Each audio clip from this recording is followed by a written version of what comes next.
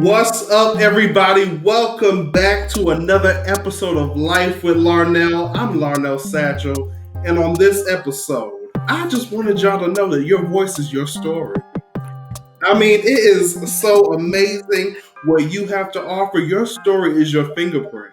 So today, I wanted to have somebody so incredible. I mean, since I've been following him, I feel like he's my vocal coach. I am. We gonna speak it. Right. We gonna speak Mr. Jaron LeGrair. Everybody, let's give a clap for him.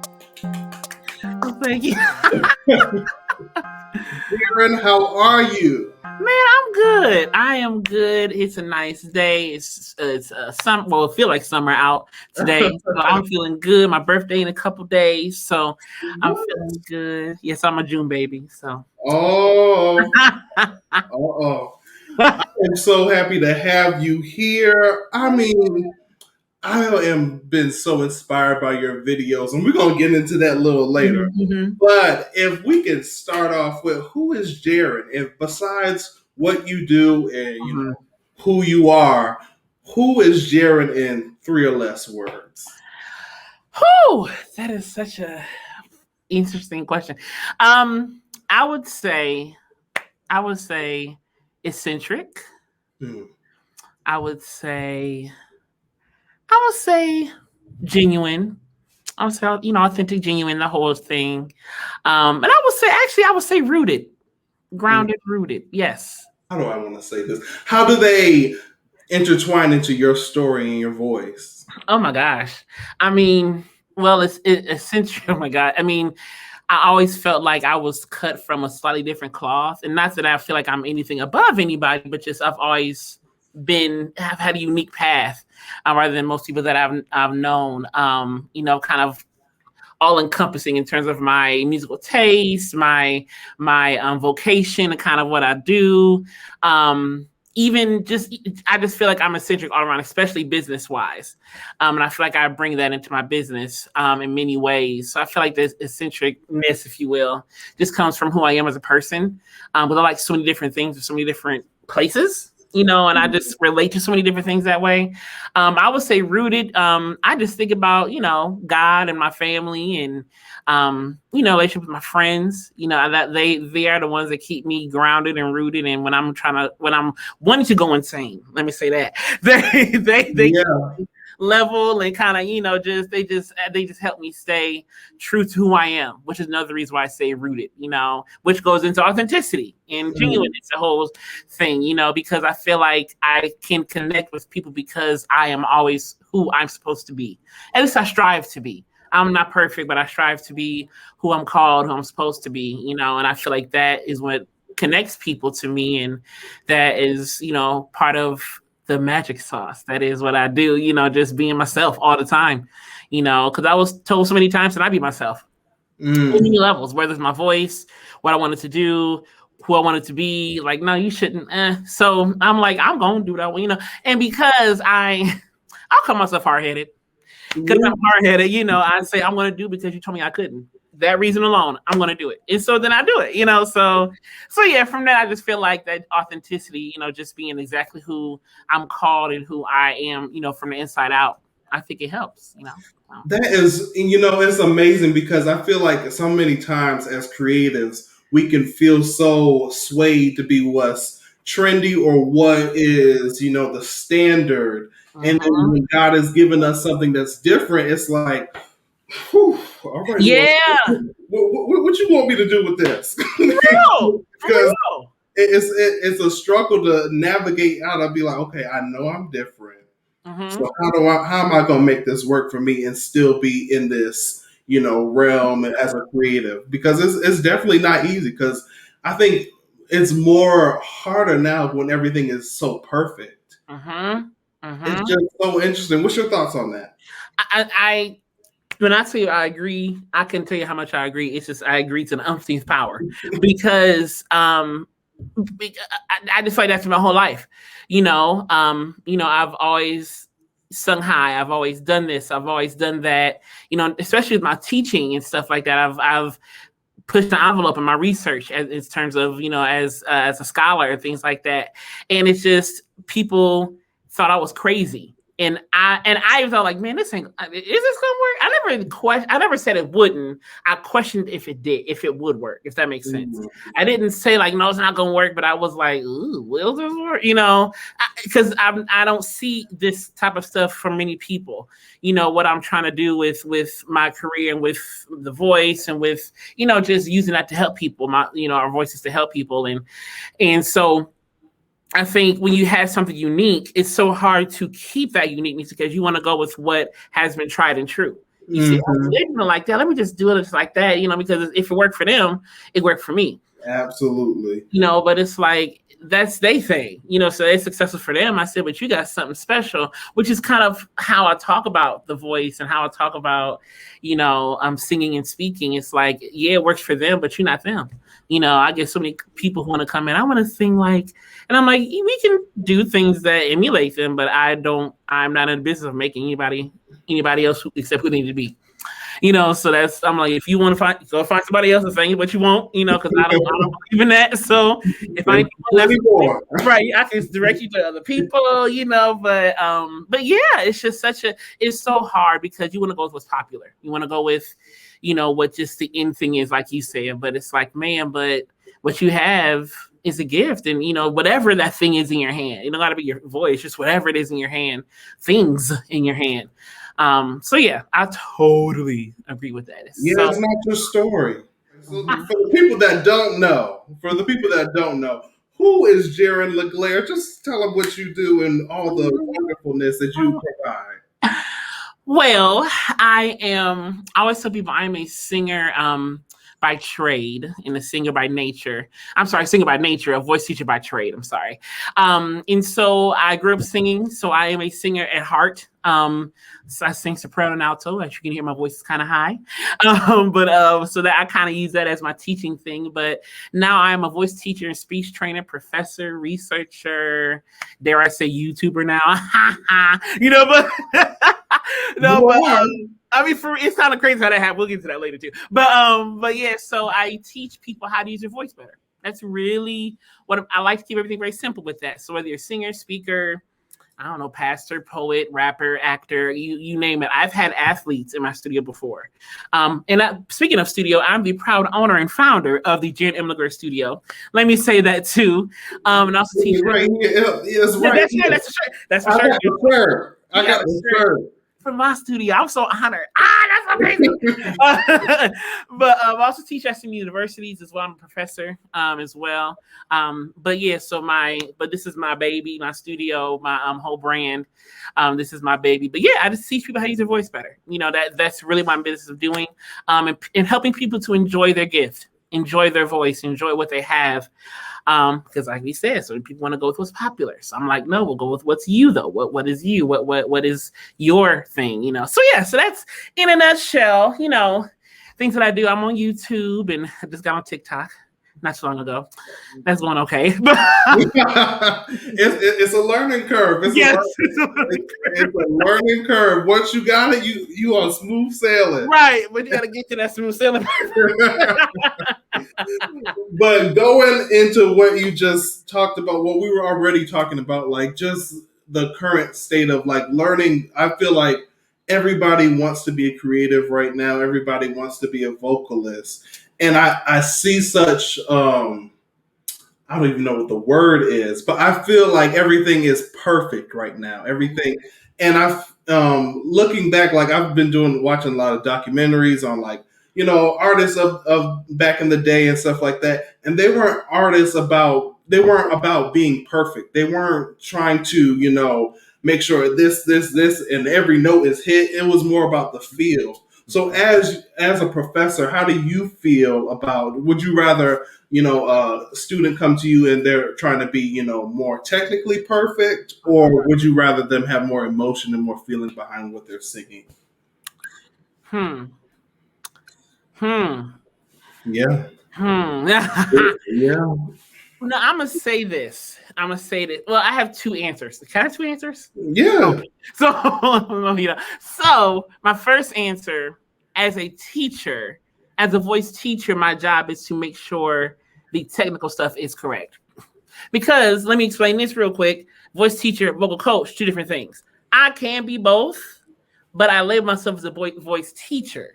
So voice teacher works on the technical, the anatomy, the physiology, the acoustic, the audiological, side of the voice. So how are they using their physical instrument?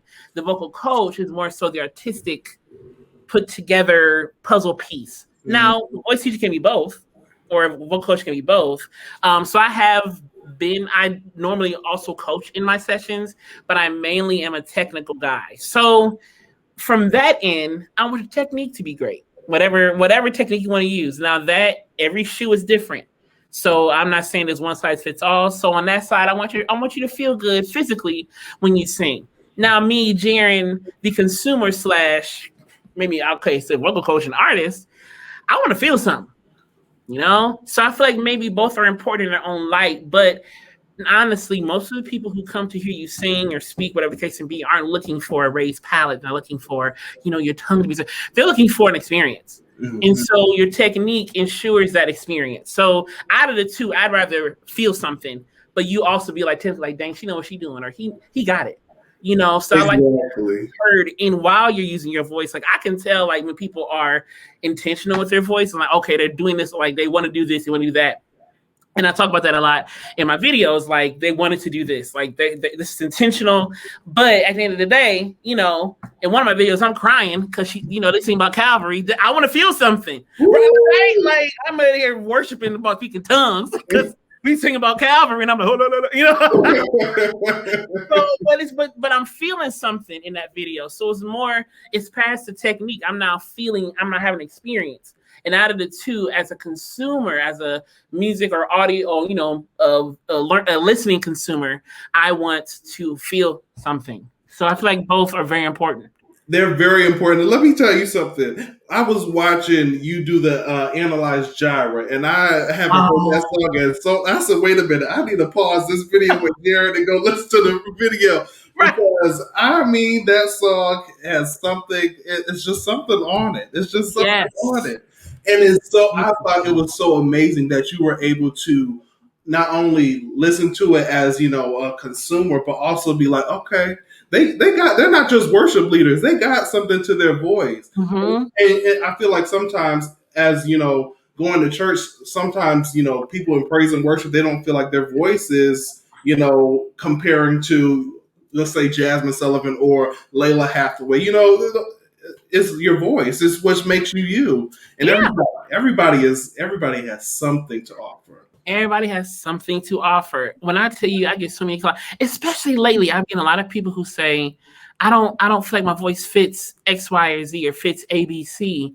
And I'm like, who said it don't fit? Like, let's figure that out. Like who set this rule? Say, because your voice sounds like this, it doesn't fit. Like, who made this rule book? Let's start there, And I feel like a lot of people just formulate these rules in their brain. Everybody has different definitions of these rules of saying, because I don't sound like this. But beauty is in the eye of the beholder. So though one person may say, I don't like their voice in that song, the next person may say, their voice is beautiful in this song. So it's like, it's just a preference and a subjective thing to each person as to the interpretation of what quote unquote sounds good or what they feel like they can offer. But like you said, everybody got something to offer. Everybody got something to offer, and unfortunately we've put hierarchy on, riffs and runs. We put hierarchy on, all these other tricks and acrobatic things. And, we just put so many things. So many hierarchy markers on these tricks versus just singing a song. And look, I'll do a run too. I got it. I could do it. There's a million run challenges right now. Right. Everybody doing run challenge. So if you can't do them, people are like, man, I can't do run challenges like that. And a full disclosure, I don't do many of them because I don't run all like that. Like I could do a few, like 2. And after that, I'm like, well, I don't know what to tell you. People are like, you got your warehouse right here, and then you got all this other stuff that you can offer. Right. And I think a lot of these artists, to your point, have found what they are good at, and they stay right there.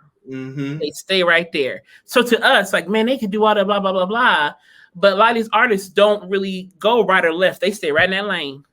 All their songs sound the same.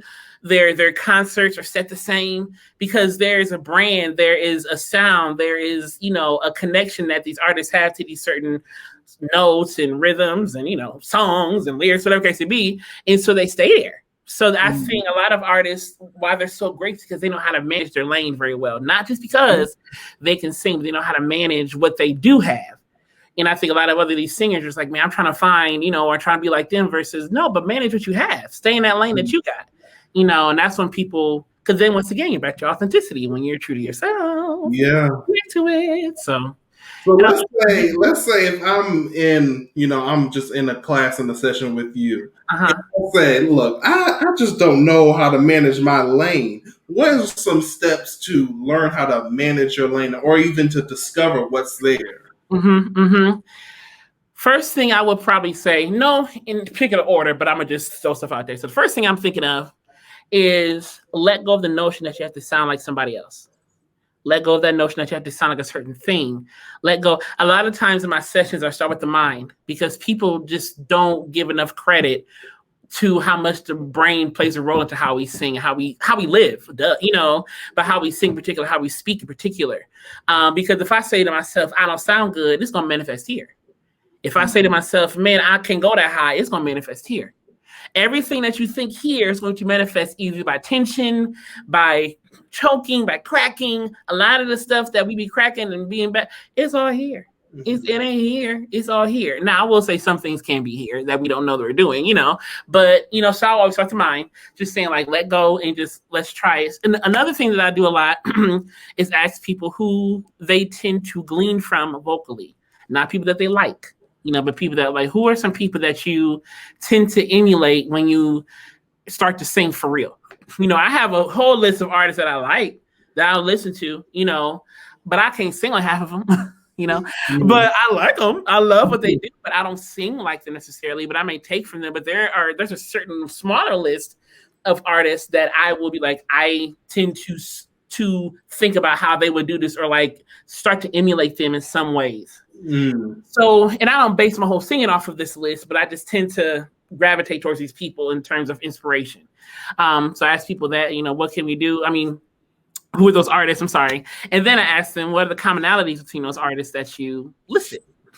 Okay. So they like to growl. They like to belt. They like to sing high. They hold long notes. Okay, cool. So maybe you should start doing that a little bit and just see what happens. So I do that a little bit. But I also teach people, how to use their voice functionally. I recently started using the word function instead of technique more because function takes out, it's more general. Function is more general than technique because technique tends to be more genre driven. And I really try to stay neutral, though I specialize in, I'll call it Black vocal arts. That's what I personally call it. I love it. That's my specialty, jazz or artists. So though I specialize in that, I try to teach from an objective point of view. So I don't influence anybody's artistic presentation. So those are some of the things that I like, that I try to do in my sessions. But every session is different. Everybody learns differently, But we play with sounds, how we can shape sounds, because that's a part of it too. It's not just I'm gonna get up and just sing. How you want to shape it? You want it bright? You want it dark? You want it warm? You want it breathy? You want it? I don't know. It depends. So yeah, that's some of the things that I do. I love that discovery, and there's so much. I think that is a life lesson of just how it starts with the mind. That if you can just get your mind right. That's what Mary said. Get your mind right. For real. And I struggle with it too. Like, I'm not saying I'm perfect, but I have to start practicing what I preach. So then I tend to push myself more. So then I'm not being a hypocrite telling everybody else, you need to do it. You need to do that. And then meanwhile, I'm sitting in the corner like, no, not me. Like, how that's going to look. So, but yeah, you got to it starts here in the mind. And that's, like you said, life lesson, everything right on in here. It's so crazy how everything stems from how you think. And then sometimes you have to stop yourself and say, okay, wait a minute. Why am I thinking like this? Yes. Who told me I couldn't do this? Who said it? I literally, I was taking a test for certification. I'm sorry, not to interrupt you. The other day, this week, I was taking a certification for some voice training that I wanted to do. I've been putting this test off for like 5 years, no lie. And so I was studying the morning of the test, and I'm looking at my books, and I'm like, okay, Jen, you got this. And I felt myself getting flustered. I felt myself, I think I had like a very low grade panic attack for real, because I'm just not a good test taker. I start to freak out. Yeah, I know the stuff when it comes time to like regurgitate it for a test. I'm like, oh. So I remember sitting on that bed in a hotel room, and I had to stop, and I just looked up and I said, okay, settle me, Jaron. You starting to freak out for nothing. You know the stuff. So at that point, I had to close the book and say, Jaron, don't even look at the book no more. Just, it is what it is. I had to regulate this, because I was letting myself get so flustered, and had I let myself get too flustered, I would have been not at the test at all. Come back home, testless. But no, so I mean, it is so powerful, and your mind will psych you out to thinking that you can't go high, you can't go low, you can't sing out, you can't do this because either something happened. I mean, I've had so many clients, when I try to they say, I want to sing higher. We try to sing higher. They start crying, like for real, no joke. So I say, so what makes you emotional about this? So we talk a little bit, and it comes down to like a childhood trauma, or one person years ago said, oh, you can't sing. So it stuck with them this long. Ding, ding, ding, ding, ding, in the mind. Yeah. So it's like, it's so much, teaching, especially teaching voice. I think teaching anything, but in my field, teaching voice is so much more than just, we're going to just have you sing right. It's how do I help people manage their emotions when it comes down to that kind of stuff, so that mental stuff ain't no joke, man. It ain't no joke. It's no joke. And also, like, just for you and anybody else that doesn't know, I'm going to school for acting, and I'm an actor. I was in class. This just happened this semester. I was in class, and just your mind is so you can prepare, and you're just stuck to that, and you're not even given room to discover anything. And my teacher was trying to break down the monologue that I was doing, and I was having such a hard time to do the consonants of each word. And I was like, I don't know why I'm just having. She was like, it's because you're performing. You don't have to perform in front of me. I said, oh, you're a little loud. Girl, can we say this one-on-one? Could you say, wait for us to be one-on-one? You can sell my whole business.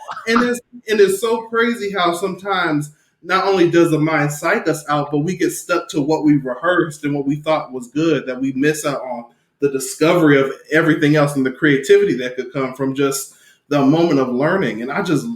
Yeah. About that. Yeah, that risk. That's a whole nother conversation.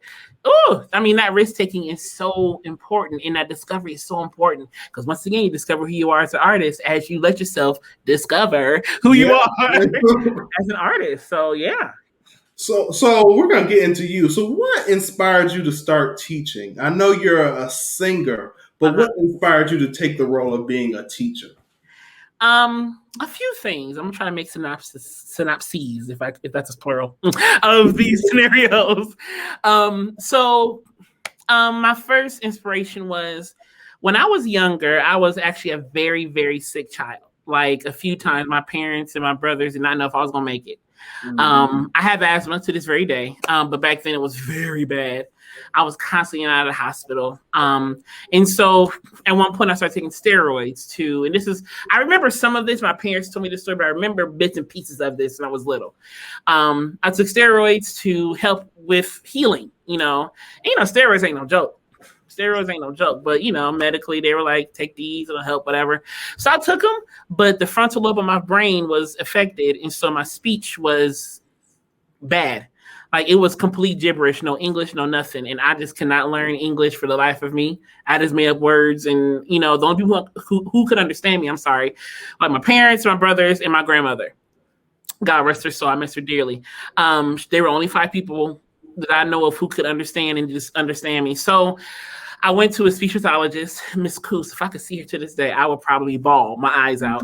I remember her name. And so Miss Coos, she helped me learn how to speak. as a speech pathologist. Of course, she specialized clearly in children. And so, I mean, they put me in like the special class. They thought I was that.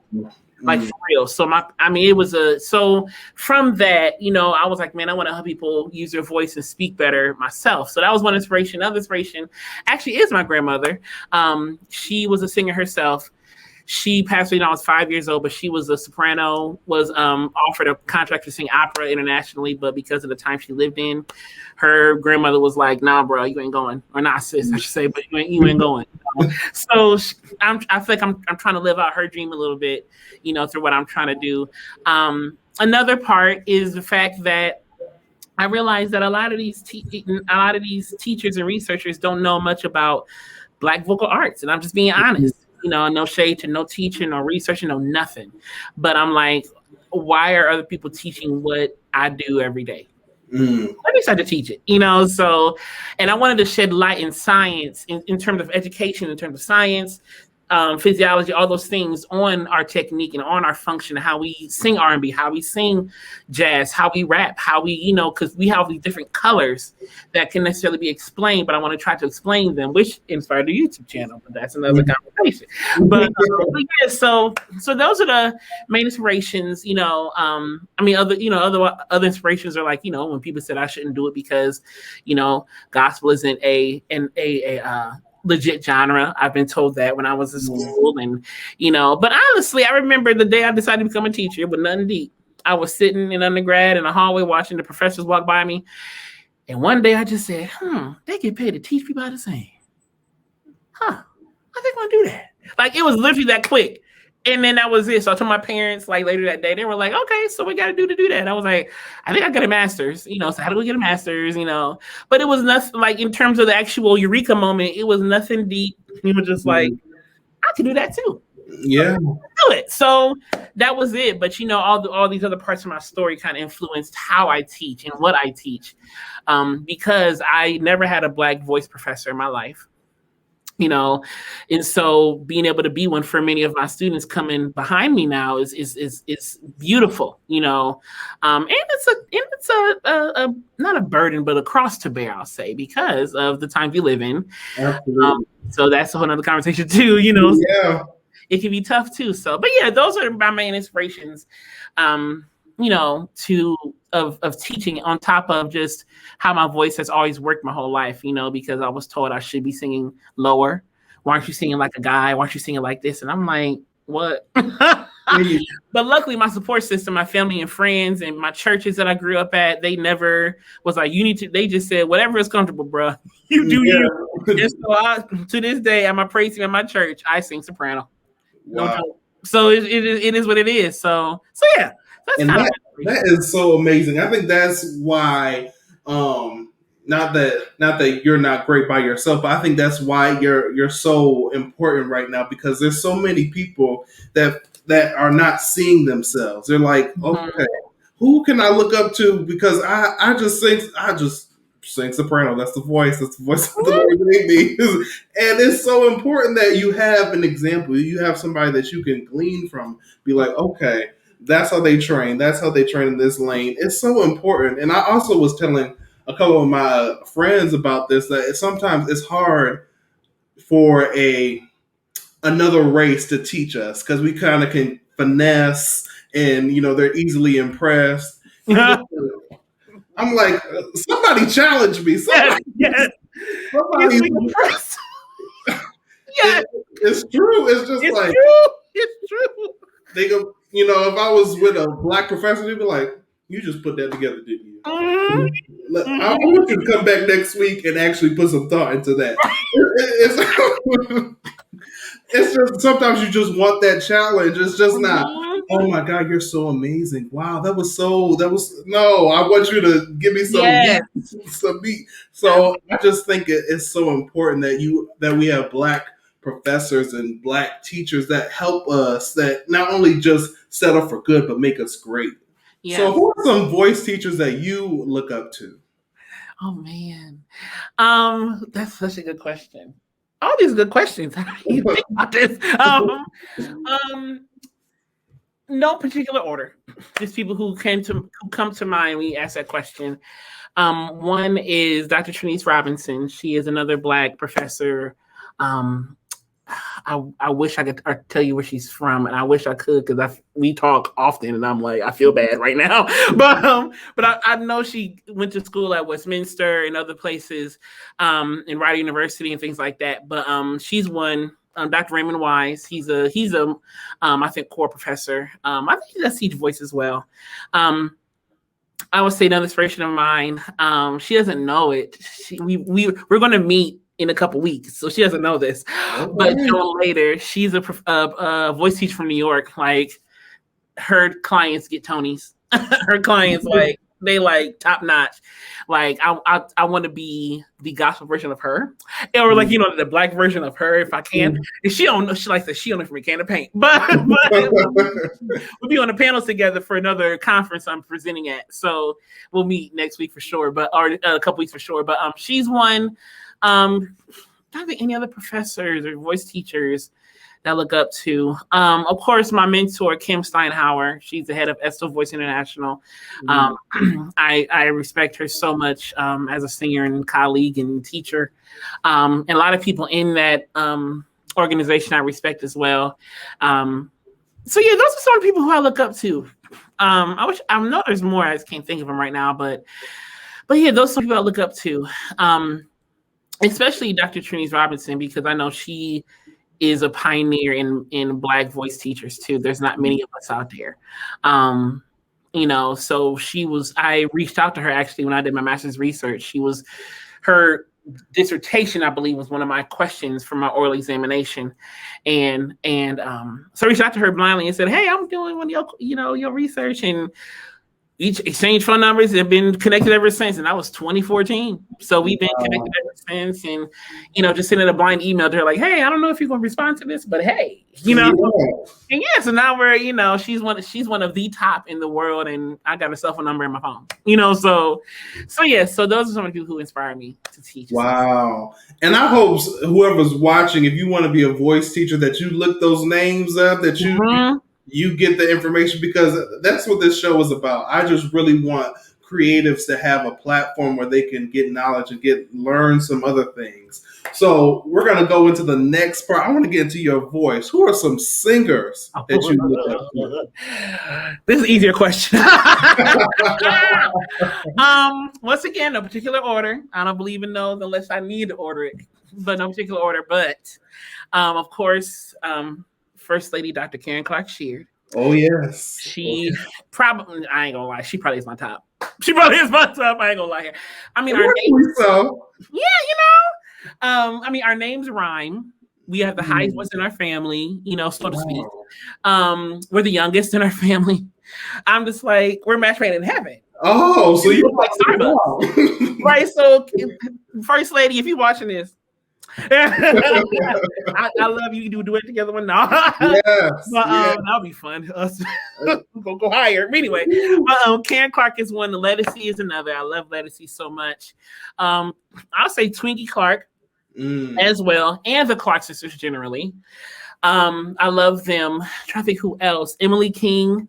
I love Miss Emily King. Yeah, Tweet, Faith Evans. Oh, I love them. Oh, Tweet. Those two. Faith. I'm trying to think. I think this is about it who I really can name. But excuse me, honorable mentions to Brandy, honorable mentions to Fantasia and Jasmine Sullivan as well. I think those are probably the main people. There's also a few contraltos, classical contraltos that I enjoy as well. One is Julia Hamari. One is Natalie Stutzman. I probably am butchering her name, but she's great too. And it's a couple countertenors, Philippe Jarowski. Who else? Yeah, so just some people like that. So those are some of the people. Lawrence Brownlee, he's great too. But I'm also a choir guy. So like, I was doing my research. What? And then I found out that you are in New G. I used to be, yes. Talk about that experience, because I mean, you were taught by the best. I was so yes. I was so blessed to be, we call him founder, Dr. Ricky Dillon's New Generation Chorale. I got in 2012 from a video audition. Wow. And I stepped down in 2019, in August 2019. But that was such a fun ride. When I tell you, that was some of the best. No, what wasn't some? It was the best singing I have ever experienced with a choir in my life. Just being able to be amongst those types of singers, to sing that music, the stuff that I grew up listening to, and the stuff. I mean, I remember listening to Ricky Dillon when I was like 6, 7, 8 years old. Hallelujah, hallelujah. God is in control. That stuff, like like that stuff I grew up on. And so to be able to sing it with the guy who made these songs popular or who wrote them, it's just like, wow. So yeah, I was actually the only male alto for quite a while. Wow. I sang alto in the choir. So yeah, that was fun. I met some great people. I miss them dearly. Maybe the stars align. I'll get back in at some point. I'll join again. Who knows? But for the time being, there are some great memories that I cherish them forever. Wow.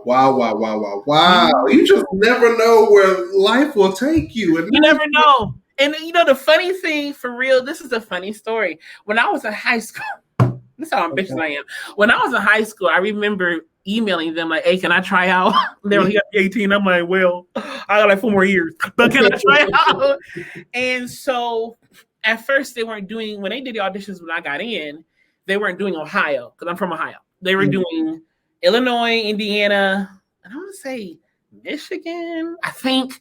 And so it was on Twitter. I saw him post on Twitter. I'm like, man, he ain't even doing Ohio, so whatever. So then, like a couple weeks later, he was like opening up to Ohio, Kentucky, or somewhere else. But I saw Ohio, and I said, oh my God. And this is like, yes, it's 2012. So I was about to go to grad school. And so I submitted a video of me singing like 5 years before that point. So I was singing at some random church. I sung a lead, and so I just submitted a video. Didn't think twice, but I kind of submitted it thinking, I ain't gonna get in this choir, but I'm gonna try. And I got an email saying, hey, you're in the next round of candidates. I was like, whoa. So they called me on the phone. I had to sing on the phone, modulate. I forgot what song I was singing, but I had to modulate, show them I had an ear. And they were like, actually, we want you in. So that was June 2012. And I went to rehearse a week later. I was deathly terrified because I knew nobody. But I knew who they were from the videos. So I watched them. They knew who I was. So I got in, and when he walked in and said my name, like my heart melted. I was like, oh my God, he know my name. Because he knew I was coming. So he was like, Jaron. I was like, oh, shut up. So the rest is history from that. But yeah, I sung alto with them for 7 wonderful years. And I miss it dearly. I do, but everything is a season, as the Bible says. So maybe next season I'll be able to return. Who knows? But yeah. Wow. So with traveling and everything, what are some daily vocal exercises or tips that you did to make sure that, like, okay, I'm just checking if I'm in check. Just some of those things that you did every day to make sure that you were still intact. Yeah. Mostly I did like just some we call them semi-occluded vocal tract exercises. So basically it's just like doing these smaller notes like a lip trill. I do something like that. Excuse me. I may do like a humming, like we call it a siren, or siren on the NG, like stuff like that.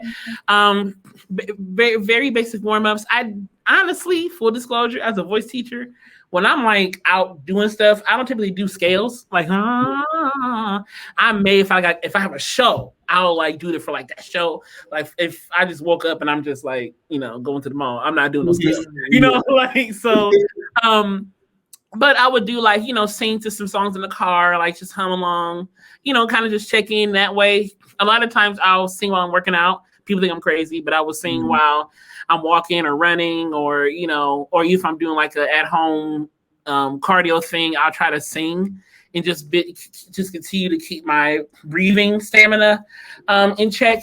That way, sometimes it's hard, sometimes it's not as hard, but woo. But yeah, there's some of the things that I do to kind of keep my voice in check. Of course, I try to drink water a ton. I try to sleep as much as I can to get as much rest. As an entrepreneur, sometimes it does not work out. When you want to sleep, you know the deal. You just, some days you like, I wish I could just, I'm going on vacation. This is my last week of working for June, and I'm on vacation till July. And I'm so happy. Yeah. I love my clients. Ain't none of shade against them. But I haven't had a break since before this pandemic. Wow. And I know, because my body's tired, my voice is tired. Because teaching, you're talking 6, 7, 8 hours a day. People don't think about it. Even teachers in the educational system, though, they use their voices a lot too. So sort of some things I do to check in. But the main thing, is rest, hydration. Are the two main things that I really try to incorporate in my routine to make sure that I feel good. Whew. Well, I hope rest is your portion, because I understand the struggle. I understand. And what does real vocal rest look like for you? Well, from a textbook point of view, vocal rest is in addition to sleep. So people think, oh, I'm going to sleep, so that's vocal rest. Like sleeping for the night. No, that's just you going to sleep. So vocal rest is literally designated time to not use your voice at all. So when I'm on vocal rest, personally, because I live alone, it's a lot easier now to be on vocal rest. But when I live with my parents, I would text them when I give it if I'm coming home from work, and I say, hey, I'm on vocal rest. So if I walk in, don't say nothing. Relax. Here he go again. And I'm just like, yo, why are y'all tripping? Then I'm a vocal rest. So vocal rest for me, if I'm a vocal rest, typically I turn on the movie. If I'm rest for a couple hours, I just turn on a movie, or just sit and watch TV and kind of pass the time. Because the tip is, for every hour of heavy voice use, you need 2 hours of vocal rest. So say you sing in church for an hour, so I need to sit down for 2 hours straight and not talk. Now, is that logical or attainable every time? I don't know. Can you run that back just a little bit? You said that at church, so we sing for an hour, then you have to vocal rest for 2. And Black folks, we talk after church. We going to eat, we going to talk. But that's culturally our social hour too. That's how we talk and stay in contact. So I don't shade nobody for not being quiet, because I'm going to talk too. Yeah, that's real discipline. It's discipline. I'll see y'all. Hey, for real. Now, luckily me, people don't understand this. I'm an introvert. People think I'm not, because I teach, I'm in front of people. Honestly, I can turn it on, but I have to recharge after so long from people, and my friends know that. I'll not disappear, but I'll just I'll just kind of get a little quieter. Not to teach it, just take my moment to recharge, because especially as a teacher, as an entrepreneur, I'm in front of people all day. So sometimes the last thing I want to do is talk to people again on my downtime. Ain't no shade to nobody. It's just I'm tired, Yeah. So with that, so sometimes being introverted on vocal rest is kind of good. I'm like, oh, vocal rest. So then I'm like, got an excuse to leave. Yeah. So that's the funny part. Listen, I understand, because sometimes it's just I see your phone call, but it just after the day, it's the day is over. Let me just relax, relate, and release. Let me just release a little bit. Let me just relax. I can text you, but I ain't gonna. Ooh, the phone? No. No. 9 to 5, but after that. Hello. After that 5, we done. No, but yeah, it's that vocal rest thing can be hard to try to do. But as a singer, as a voice user, speaker, politic, whatever, it's important to keep your voice in shape. Just like athletes, physical therapy. As a singer, you are an athlete of your voice, So you have to, though it's hard, you got to find a way to do it. That's just the bottom line. Like I said, I'm guilty and I do it all the time too. Just recently I had to text my brothers like to call me while I'm teaching and then call me after I'm teaching. And my brother called me the other day and I said, I can't text me, but I can't talk. I have to rest my voice if I'm gonna teach tomorrow. I just can't talk today. I'm done. Because sometimes I have like 8, 9, 10, 11, 12-hour days of teaching, and it's just, my studio has grown so much to where that's where it kind of is right now, which is, I thank God. That's amazing. Yeah, I thank God for that. But at the same time, I have to manage it now. And so now I need to find ways to put my breaks back in like I used to. So that's part of me. I got to manage what, when you get, what's the scripture when you, what's the one scripture talk about when you get more? God? I know exactly what you're talking about. Okay, my brain can't say it. Yeah. Much is given, much is required. There we go. So my brain will not go there. but that's what it is. I have to now be more disciplined in my time management to get vocal rest, to get rest period, to drink water, to plan, so yeah. And that's another point too, because people don't realize once you get some type of success, there's work after that. You just can't be like, oh wow, that was really successful. No, you gotta maintain it. You gotta work towards it. It's and the struggle is real. I was praying the other day. I said, Lord, I want to have some more celebrity clients, and I want this. I want that. And he ain't saying nothing during that prayer. I was driving home one day randomly, and I just heard, "Are you ready for it though?" And I just heard it just plain as day in my brain. I was like, you had to check me like that. You had to say that. Like, he was right. Like, at that point, I was barely managing what I had then. Like, I was running my head cut off then. So how dare I want more? Yeah, you can't manage what you got now. So how about you get a handle on that first? Yeah.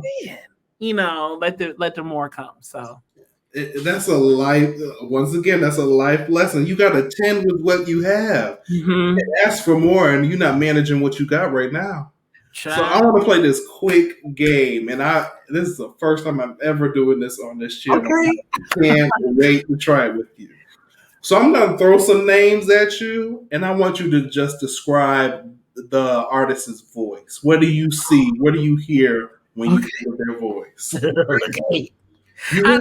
Yeah, I think. All right. So the first person I thought of was Michael McDonald. Unique. I think. And I use this word in the best way possible. I don't use that word now, but it's gonna sound negative. It's not negative, but it's.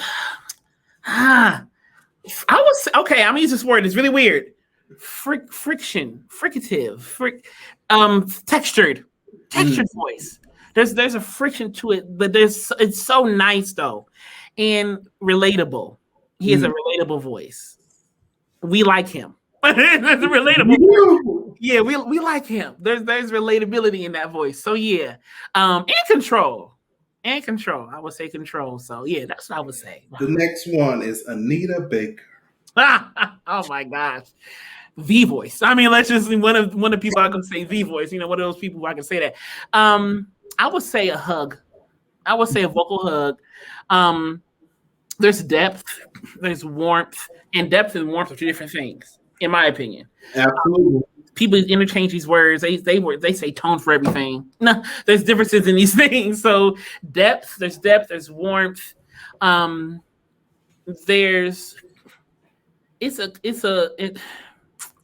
There is a vibe about her voice that is a stamp for her and for our culture. She's a voice of the culture for many reasons. So yeah, that's what I would say. But yeah, the biggest one is a vocal hug. It just wraps you. Sensual too. I'll say sensual too. Ain't nothing wrong with sensual. Come on. Yeah, there's nothing wrong with that. All right, Celine Dion. Oh, Jesus Christ. Another one, the voice. Control out this yin yang. Clean, clear, flute. She's like a flute. Colorful. Yeah. I'm trying to think what else. She can run. She can run literally with the best of them. Who she can. I mean, she got it. The acronym. She got that in here. She got it. But she also is very regimented with her voice too. So that is a prime example of why to be, take your voice seriously. So yeah, that's what I would say about Celine. Jasmine Sullivan. I would say another cultural voice. I would. Up and coming, but still I feel like she's a stamp, especially in the singer community. There is a rawness about her voice. There is a control about her voice. There's a realness about her singing that I think people just gravitate towards. And of course, an agility that is on another stratosphere, in another universe. It cannot be duplicated. Cannot be duplicated. At all. And there's some things in the voice world that I call divine intervention or divine. That's one of those things. And I said in my video about her, I said some stuff she just got that we can't explain. Let's just leave it alone. So she's one of the people that's just undefinable. Kiera Shear. I would say clean. I would say strong. She's a great alto.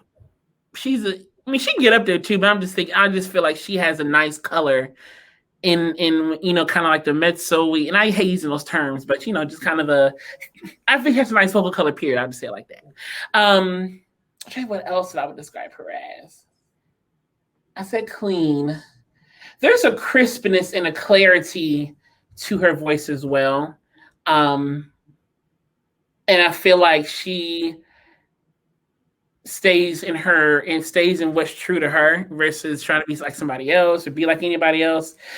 So yeah, I would say clarity, crisp, clean. And I would also say powerful. And you put one squall on that thing and I'm running down the street. So I mean, that You Are song, a couple songs she be saying like, girl, that's it. That's all I need from you. Like, Marvin Winans. Oh my gosh. Rich. Oh my gosh. Powerful. I would almost say comforting. I would almost say comforting. When I think Marvin Winans, I think childhood for me. I immediately go to tomorrow. That's the first thing I'll hear. But then I think about just hearing about it. They no need to worry. Like that stuff. Like that's where I go to when I hear Marvin Winans. That's where my brain goes. So to me, that's comforting. Those songs are comforting to me. Just because it reminds me of my childhood and what I grew up listening to. And so, but I would say clear, comforting, powerful.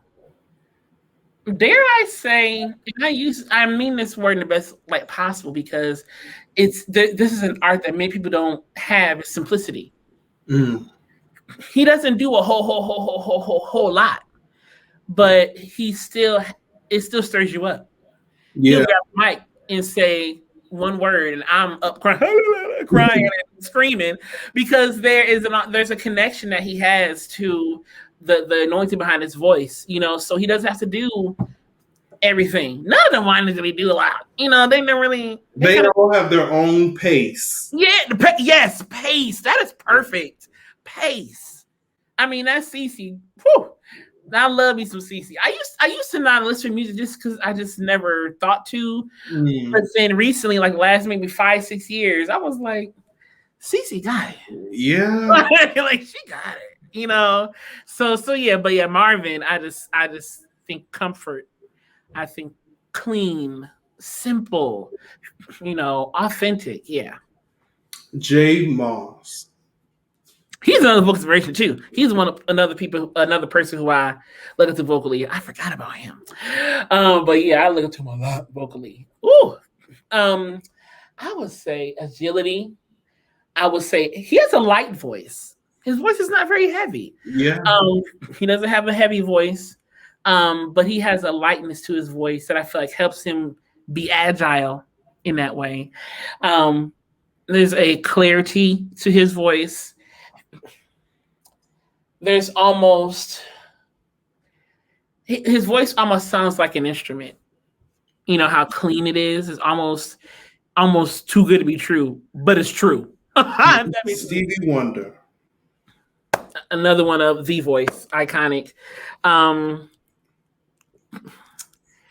He has a slight nasality to his voice. He has a slight, yes, it's almost in here a little bit, you know.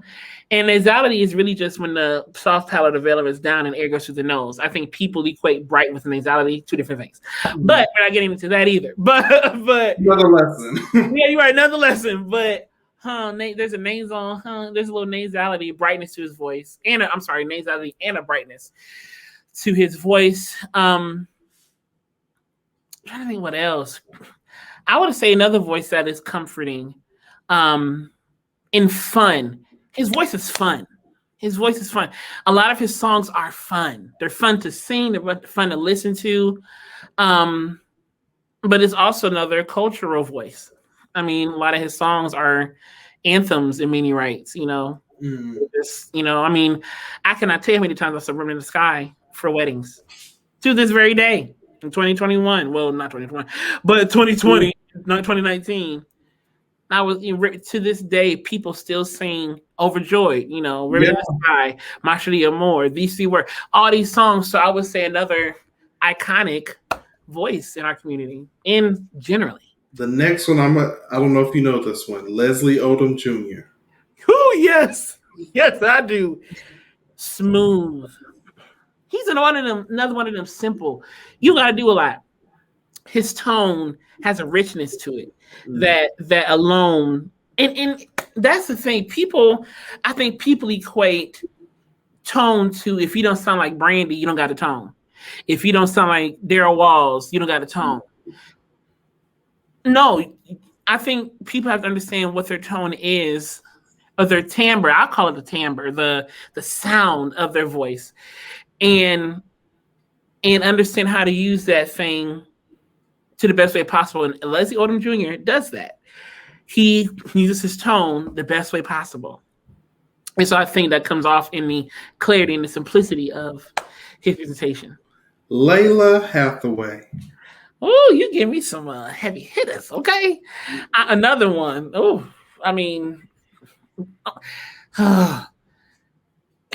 there's such, has depth, warmth. It's almost like I don't know why I always think of this word when I hear her, like a bubble. It's just very round, very, very round, but very light. You know, it's almost just, it's effortless.